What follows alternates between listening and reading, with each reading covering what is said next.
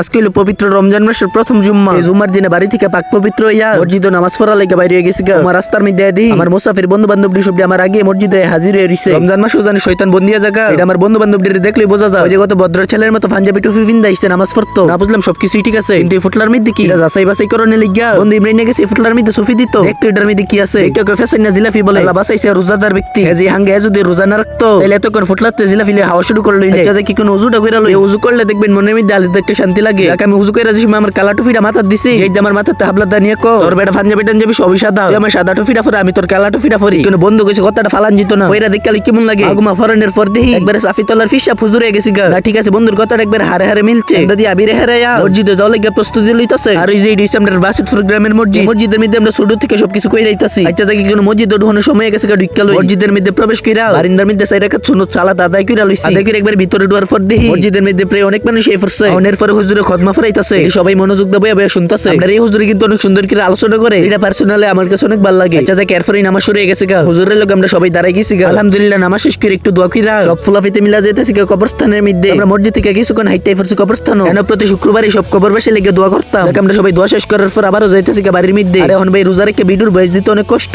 হইলো, কিছু করার নেই, আপনারা লিগে বানাইতেইব। আমার এই ছোট ছোট ভিডিওগুলো আপনাদের কাছে কেমন লাগে অবশ্যই কমেন্টে কইয়া দেবেন।